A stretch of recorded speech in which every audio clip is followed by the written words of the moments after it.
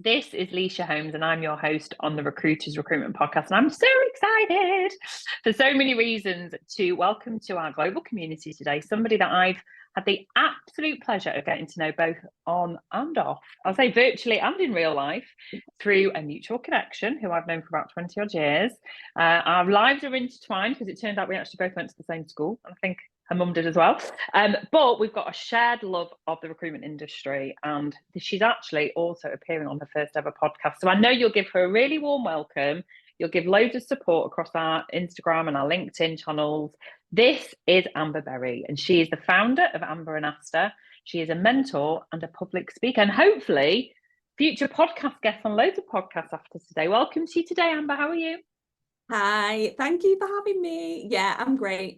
Thank you. A little bit nervous, like you said, first podcast, but I know it's a really informal chat with you, Leisha, and I'm looking forward to getting into it. You're going to be absolutely fantastic. So yeah, we met in 2023 through a mutual connection, and then you actually came to the first ever live in real life Recruiters Recruitment Podcast live event in Manchester in November 2023, and that was our inaugural event, and it's the first, hopefully, of I'm not going to say many because it was a lot of bloody work, but that kind of ties in with what we're going to talk about today. So for those who are not yet familiar with you, Amber and Aster, tell us a little bit about who you are and what you do.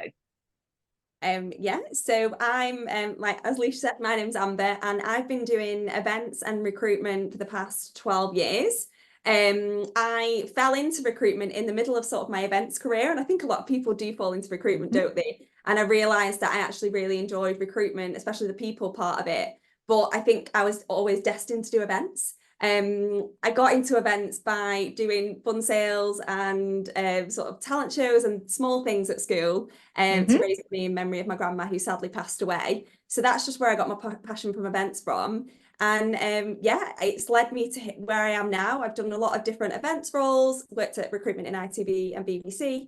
And now I've set up my own business, which is specifically events for recruitment and talent agencies. So right. So the Amber and Aster is specifically an event company for the recruitment and talent industries. That's it. So why do we need it? Why do we need an events agency? I felt like it was so needed. I did a bit of research and I looked and I thought this is a little bit of a niche. I feel like there's a lot of recruitment companies out there that aren't necessarily doing enough events. You know, events is marketing at the end of the day. And I feel like there's maybe PAs out there that are doing the events that maybe don't have the time and not necessarily an expert in events. And maybe they don't want to hire an internal person just for events. So I thought that's where I could come in and deliver the events and give my expertise and hopefully help, you know, the recruitment agencies attract, retain, engage potential clients and employees. I've got a question for you, which we've not agreed on camera. What's the best event you've ever been to? It doesn't have to be recruitment. And what's the worst event and why? Oh, do you know what? The best event, well, I would say actually this weekend I had a pretty awesome time. It was an exhibition event and it was the Blue Museum in London. I don't know if anyone's ever been, but for me, it's all about experience. Don't get me wrong, I love the people element of events as well because I'm a very much a people person. But for me, this was like something that I'd never like really experienced before, just the immersive experience. And I think having that, I think we briefly discussed as well, Leisha, like you've been to the Van Gogh experience as well. I think for me it was like the sound, all the senses were just heightened, you know, like the sound, the smell, like everything. So I'd definitely recommend visiting. It's there till April, I think. So anyone great. Not been. And my worst event, you don't have to name this one, but you can just say why it was the worst event. We don't like to shame people. Yeah, this is a really tough one. I would just say any events that I've been to where I feel like there wasn't a community element to it as well, and you know, you didn't feel like you were aligned with the people that are there. You couldn't necessarily have engaging conversations with them, and it just sort of felt flat, like a really bad atmosphere. You know what I mean? I think I wanted to ask that, and I can't. It just came from nowhere because actually, I think that's a really useful starting point, because there'll be so many people listening, and that this was me when I was an employee, where we would be encouraged to go to industry events, not necessarily recruitment specific, but they would be. So before I did recruitment to the recruitment sector, I did creative and marketing. So I'd go to, I don't know if they still do the Cream Awards, but it was things like the Cream Awards. So you'd have all these digital design marketing agencies, and they were great and they were fantastic. So I'm not talking per se about those, but then I'd go to other events where it would feel like you were basically being sold to. That's a massive ick for me. Like, it's obvious why you're there, or where you're, like you say, there's not this, you're not connecting to similar mindset people. So I think it just comes down to, a lot of it comes down to the purpose of the event. Exactly. So it's I want people to start thinking about that. This is part of your, it's a segue to your culture, actually, of what you're trying to achieve. So I'm just interested, because I'm sure we've all been to things that are really rubbish. We've all spoken to people that are rubbish. But I think going to an event with the purpose of trying to sell to people actually is the wrong thing to do. I think it's about connecting community. I think you picked up on the keyword. So you got into events first, and then you went into recruitment, and then you came back into events. Yeah. So in terms of, from your experience, the events that you've been to, that have there been any specific recruitment events that you've been to, obviously apart from our podcast event? But you can talk about that one if you want to. What do you think makes a good event, in line with what we've just been talking about, the sort of the community element? So just I'm talking like practically, what makes a good event for a participant rather than the organizer? Yeah, definitely. So, I mean, there's so many things I think you've just got to prioritize. So you've got to be able to, when you are organising an event, think of a clear objective, like what is the purpose of the event? You know, are you entertaining? Are you educating? Is it networking? Or is it just to purely raise awareness? And then from the back of that, you can then sort of form what the event is going to look like. Okay. So for me, definitely audience engagement, and that is either through sort of like hands-on practical things, or Q&A sessions, or presentations, speakers, like your event, Leisha. Content was just top form. You know, everybody that was in that room was so, like, you could just see everybody's faces. They were just so captured by what the speakers were saying. So I think having engaging high quality content is definitely up there. And also for me, I just think like the attention to detail, like people just sometimes forget about, and that can just be little things like accessibility, or the catering, you know, have you catered for everybody? Can I just say that, sorry to interrupt, I went to an event it's pre-COVID, so it must be at least 4 years ago, although it seems like about a minute ago, and the food was so shit. It was a recruitment event as well. I'm not going to name where it was. I won't name where it was because it's too embarrassing. And the actual speakers were fantastic. They were really good. The content was good. The venue was terrible.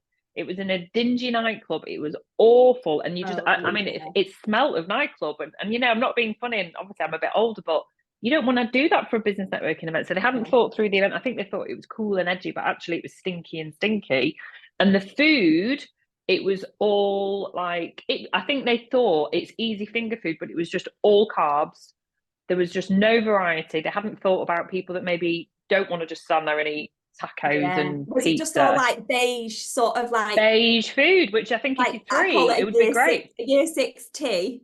Year 6, I mean year 3, exactly. So actually, I think, and I'm sorry to interrupt, but I think actually those two things, that comes back to what you were saying earlier on. It's about the experience. It's about how you feel. It is all your senses.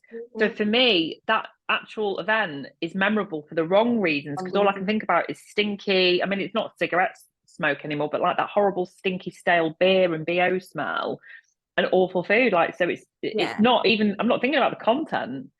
So actually, we've got to think about the whole experience. Exactly. And sorry to interrupt. No, it's fine. I think that, people forget, like, the food. I think I've had feedback before from events where the food's been amazing, and you don't even realize how important that factor is to some people, like to be able to have a nice like lunch, nibble, and different variety of options for different requirements, right? So the attention to detail, and like sort of even seating arrangements and signage, you know, where do people go so they don't get lost, just little things like that. And then I guess the other things that I would touch on is the smooth execution. So like having people in the room that are well trained, that know what they're doing, that can deal with any challenges, so the event can sort of just run Flow. smoothly. So people like me having, having me help organize an event rather than just random person in the company that's necessarily not got the experience. And I think lastly, just also like the feedback is really what you should be doing after each event. So you can send surveys and things like that to all the attendees and really find out what actually has made that event good. Get the feedback. I think that's a really important component, isn't it? And that's, otherwise why bother doing it if you're not actually going to get the feedback? And it's part of the post-event follow-up, thanking your guests for coming, sending them an email and just strengthening and building that relationship. So yeah, definitely, most definitely. So for those listening who, I mean, it's so hard to exactly pinpoint who our listeners are, but we always say we can base it on the feedback that we do get, which we get, and it's just one of the greatest joys of my life, getting emails from people. We get a lot of people who are day to day running recruitment desks at the start of their career, really experienced veterans like me. We also get a lot of leaders listening, which is wonderful. So for those listening who are thinking that, and they've dropped into this podcast, probably thinking, actually, you know what, we really want to get involved, we want to do something. Why should recruiters think about running an actual, and we're going to talk about real life events here, aren't we? Why should we think about it? What's the benefit, do you think, of hosting an event to recruiters? Yeah, well, I think I briefly mentioned it before, but you've got the element of being able to, depending on what your goals are within your business, whether that's, attracting new clients, or is it, on the employee side, you can do events from both sides. Yeah. To help attract, engage, retain. If you're, wanting to do attract more clients, it might be that you're, wanting to raise brand awareness. You want to get more like qualified leads through the door. So doing an event will help with both of those things. Yeah. With your employees, you might want to do more reward and recognition to retain those employees within your company. You might want to boost morale and motivation. So there's loads of different things that you can do, and how events can help with all of those things. I guess it just comes down to purely what is your business goals and what do you want. But actually, I hadn't even, when we talked off camera, I hadn't even considered the internal marketing side being actually really critical, because obviously I'm a well-known advocate of well-being, and that not everybody just wants to go and get pissed on a Friday in the pub. And actually, I think as we move through the generations, and we have a narrative out there now about a more holistic approach to what reward actually looks like, and it isn't just getting pissed. I think that events, so maybe don't see it as such a big word, but actually doing something for your team members that is away from the office, that is joyful, that they can get involved in, is actually, like you say, it's a really great way to reward, but also retain and engage people. I think team building often gets missed out. There's sort of, just getting to know how people work from a psychological point of view. But I think doing it without a misguided agenda by the leaders, don't be contrived about it. Do it genuinely for the joy that it's going to create. And you will have a secondary benefit, won't you? From, if we're just talking about internal events for a minute, that, don't do it with this is going to make you all gel together, and, we'll see the ones that are the, charlatans in the office. But actually, no, you naturally will probably see that.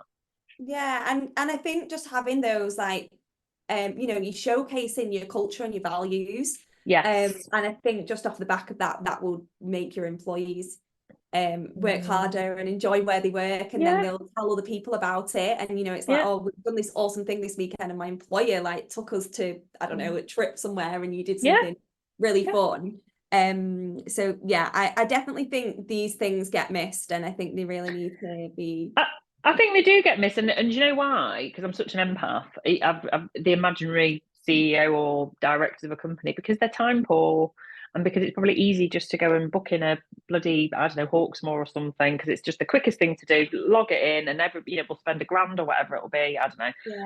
And actually, arranging something takes time. It takes thought. It takes effort. That's why I'm here. But that's why you're here. But also, you can have champions in the business. You will find, a lot of companies have social committees where they take turns agreeing what they want to do for whichever quarter or whichever, incentive that they've got going on. It's a really great way to create an inclusive community, which I know we keep harping on about these buzzwords, but it's true, because you're actually getting that direct feedback. So going back to the external events then, let's be honest, we've traded through, you know, we are technically, as we record this in February 2024, we are technically in a recession. And who didn't know that already? You know what I mean? Like, you'd have to be Sherlock to work that out. So cost of living has impacted business owners as well as, you know, individuals at home. And so leaders are continuously having to be, you know, I guess, see the return on investment on anything that they're spending, whether it's, you know, hiring staff, whether it's, you know, offices, whether it's tech, but something that is seen as, and I'm going to be deliberately obtuse here, it's a nice to have, it's not an essential. What do you think is the return on investment, and how do we measure that of having, let's go back to the external events, and then we'll talk about internal actually, of cost per head, or, you know, what the time factor is for leaders to think about actually incorporating this into their marketing strategy and hiring strategy as well. Yeah, I think it really depends on the KPIs of the business, and, you know, it will vary depending on what the goals are. So it's got different metrics that you can use to sort of measure the success of the event, or the return on investment, as you would say, and whether that's sort of like attendee numbers, any lead generation that you get, any sales conversions, mentions on social media, you know, that's all brand awareness and things like that. And then also the feedback that you get from the people that have attended. You know, is it, you know, you might have had some prospective clients in the room, and they've sent a great feedback survey, and you think, right, okay, well, they really enjoyed that event. If we do more of them, potentially you might end up getting them as a client in the end as well. Yeah.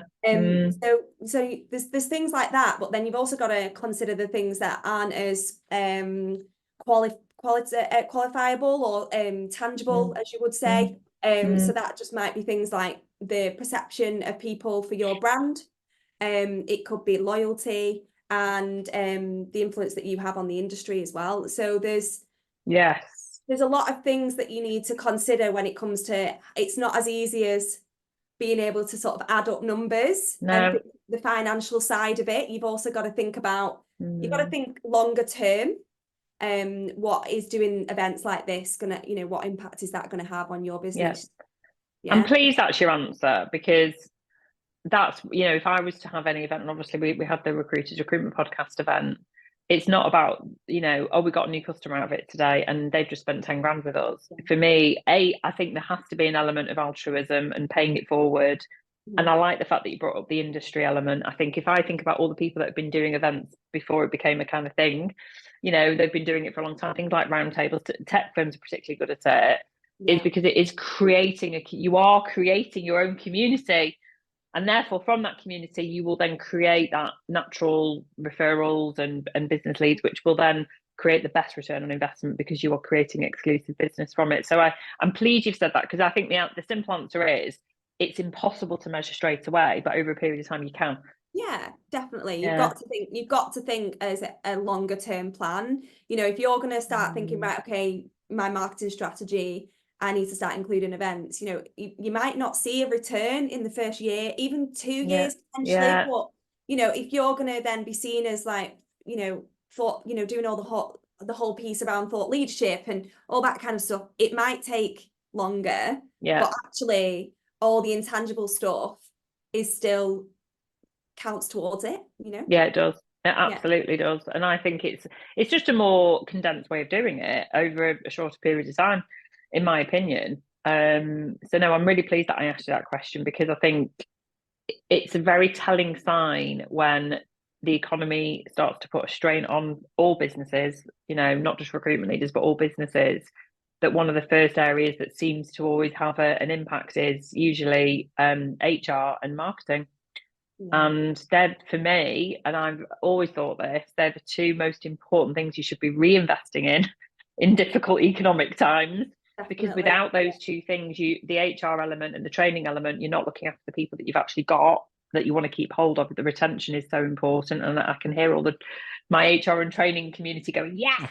And then it's the marketing. I've never understood it. You know, for me, if you're not marketing and promoting yourself more in a challenging market, because we always come out of it, stand out. You're never going to stand out. And then it's like you're playing catch up all the time, and to all the people that were investing in it. So Even if just one person listening to this goes, do you know what? We have had a really challenging year in 2023 and things are looking okay in 2024. We've had a good first quarter. This is generally what I've been hearing, which is fantastic. Yeah. Think about what you can do for your community. Think about, and I'm going to ask you this next question, what I can achieve. So what's your purpose? Keep it really simple. What's the purpose of creating an event? And what can we do to make sure it's the best experience for everybody? So if that person listening now, what are the 3 key ingredients to ensure that they've got everything that they need to host an event let's say on a limited budget? Let's say they've not got pockets of money, so they're doing it maybe for the first time. Yeah, I think you've obviously got to set a budget in place, like how much have you actually got to spend on this, and then think about, well, where can I spend that money that's going to have the highest impact? Yes.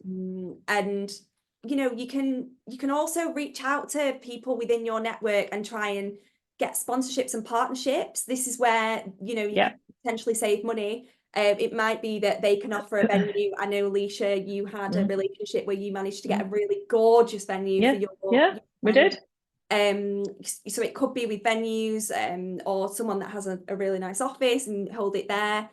Also, they might offer financial input, so that then that means you don't have to put as much money in the pot. And there might be it could be a drink sponsor, it could be anything like that. So I think sponsorships, partnerships are really important. If that's something you can arrange with people that align with the theme of the event or your values. It's got to be a right fit, I think.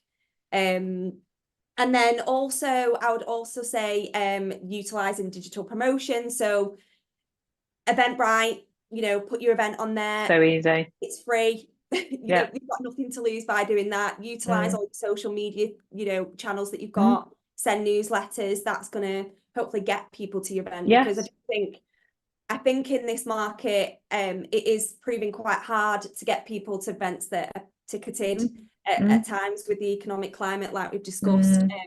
So I think definitely using all those platforms is going to help you with your promotion.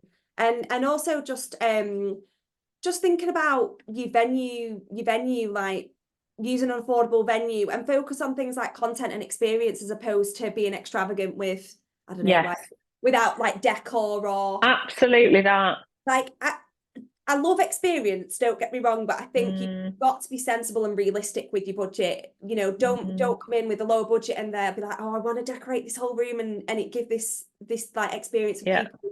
You can still create an experience on a lower budget. Style over substance is never going to win. It's got to be content. For a business related event, it has to be content above all else. Exactly. That's it. Is the key to it. The quality of that is really gonna help with the attendee experience, I think, because that can leave a lasting impression and memory on people without breaking the bank. Of course. Definitely. I mean, we're not talking about giving out Prada bags here, are we? Can I just add one thing as well, which I know we did do at our event, which I just think at the end of the day, as recruitment leaders, we should be doing more to support communities. We should be using our experience, our expertise to help those who are more vulnerable, who are not in a position. So please partner a charity. That's what we did. We gave all our proceeds to 2 charities, every single penny. We had QR codes on the night. And any charity that you choose to partner will willingly give you QR codes. They'll be so grateful. And even if you raise a few £100, it's money and awareness for the local charities in your, wherever you're listening to this, there will be a local charity. And every charity deserves help and support. But actually, it's a really nice way to piggyback getting money for a good cause. If you're not doing it to raise money, which I don't think any event should be to raise money, but I think that the pay forward on that is just unbelievable. It really is, and you're changing somebody's life for definite by doing that. And I'm all for like that kind of thing, because that's how I got into events anyway, by raising money for charity. It's just ultimately we're all human beings, and if we're not here to help each other, then I don't know why we're here. Before we finish, it's a really nice segue actually, because you started this whole conversation about the immersive experience that I mentioned to you off camera, which was, if anybody listening has been to the Van Gogh experience, isn't it amazing? If you haven't and it comes to your city, oh my God, you have to go. It's unbelievable. And I went into it. Did you not go? Oh, honestly, I was really it was very cheap. It's not expensive. And You I know was what thinking, happened to it's going me, to be Leisha? crap. No. I got tickets, and me and my partner, we turned up at Media City to go to it. Yeah. And they said, oh no, you've got it for the wrong city. It's actually like you're supposed to be in London. And then I was like, oh no, I was like, can you transfer the tickets? And we'll like, and they didn't have any left. No way. That's why I didn't go, which was, yeah. Oh, that's devastating. Honestly, it was on. So if you haven't been to the Van Gogh experience, I just want to say the 3D experience was insane. It was, I actually almost fell asleep in the deck chairs, which won't give any spoilers. So it's a very nice segue, because before we finish, I just want you to, and I know you're not a tech expert, neither am I. However, you do have some good knowledge as to how you think AI and tech is going to evolve the general event experiences that we might all attend or then choose to arrange. So just give us an overview of what it looks like at the moment. Yeah, like you mentioned, Leisha, like I'm not a techie event person. There's definitely two sides of events. Like you're either ops and logistics or you're the techie side. But I do know of a few things that are up and coming and contributing towards the events industry when it comes to tech.